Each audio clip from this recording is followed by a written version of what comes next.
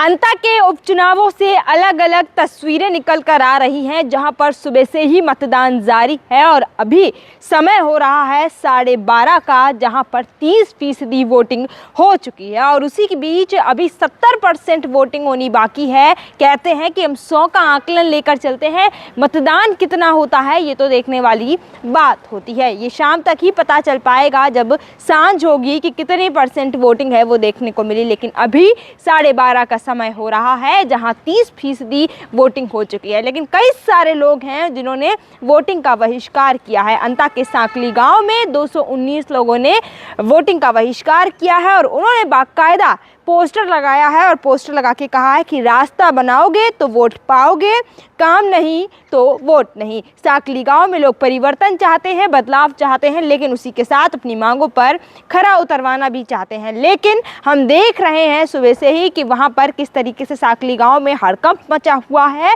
और लगातार मतदाता बहिष्कार कर रहे हैं और वहां पर कई सारे लोग हैं वो इकट्ठे हैं। वहां पर भीड़ भाड़ का माहौल है देखा गया है और वहां के रास्ता अगर आपको हम बताएं कि वहाँ का रास्ता सिर्फ मिट्टी से भरा हुआ है, दलदल है, वहाँ पर कभी भी सड़क रोड नहीं बनाई, वहाँ पे सड़कें नहीं हैं, वहाँ पर पानी की समस्याएं हैं, वहाँ पर तमाम गंदगी की समस्याएं हैं, वहाँ पर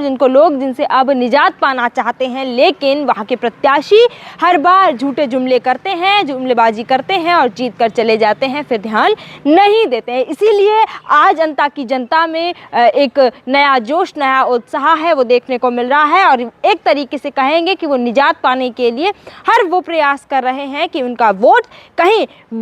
विफल ना जाए, उनका वोट कहीं फालतू ना जाए। इसलिए उन्होंने बहिष्कार कर दिया है और कहा है कि पहले हमारी रोड बनवाओगे तो वोट पाओगे। अब आगे क्या होगा ये तो देखने वाली बात होगी, लेकिन अभी तक 30% वोटिंग है वो वहां पर हो चुकी है और आज शाम 6 बजे तक वोटिंग है वो की जाएगी और उसके बाद वो तमाम ईवीएम मशीन्स हैं जिनको 12 के स्ट्रॉन्ग रूम में रख दिया जाएगा और 14 तारीख को परिणाम है वो आ जाएंगे। लेकिन कहीं ना कहीं मैं बार बार आज सुबह से एक ही बात कह रही हूँ कि नरेश मीणा दोनों पार्टियों पर भारी पड़ रहे हैं, जो दोनों मेन पार्टियां हैं उन पे, क्योंकि कांग्रेस से प्रत्याशी होकर निर्दलीय चुनाव लड़ा है नरेश मीणा ने, जिनके लिए तमाम तस्वीरें हैं वो वायरल हो रही है सोशल मीडिया पर, जिनमें साफ तौर पर देखा जा रहा है कि महिलाएं गाना गा रही हैं और गाना गा रही हैं, हाथ में गन्ने पकड़े हुए हैं और कह रही हैं कि देंगे तो वोट नरेश मीणा को ही देंगे, क्योंकि इस बार परिवर्तन होना जरूरी है। महज 2 से 2.5 साल का समय है जिसमें सरकार को जीतने और हारने से कोई फर्क नहीं पड़ेगा, लेकिन फिर भी कहीं ना कहीं साक का नाक का बात है, इज्जत की बात है बीजेपी के लिए। और वहीं नरेश मीणा का भी ज़बरदस्त क्रेज़ और माहौल है वो देखने को मिल रहा है। और मोरपाल सुमन की बात करें जिन्होंने सुबह ही वोट डाल दिया था और प्रमोद जैन भाया ने वोट डालने से पहले बालाजी मंदिर के दर्शन किए हैं, बालाजी के दर्शन किए हैं। और नरेश मीणा की बात करें तो वो सुबह से ही लगातार एक ही बात कह रहे हैं कि घोटाला तो यहाँ पर देखने को मिल रहा है कहीं ना कहीं,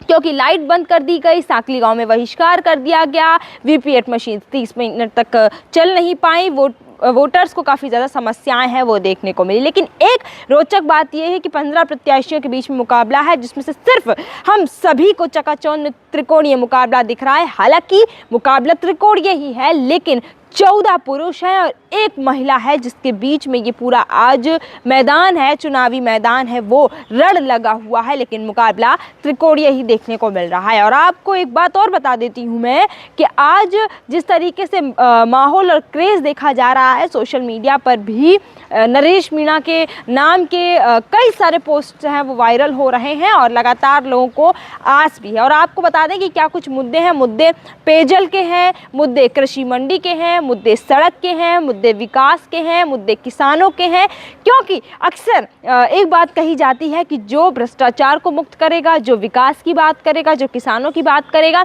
हम उसी को प्रत्याशी के रूप में जो है विधानसभा तक पहुंचाएंगे, उसी को जिताएंगे। अब यही देखना होगा कि जो 30% वोटिंग के बाद में जो अभी वोटिंग बाकी रह गई है उसमें क्या कुछ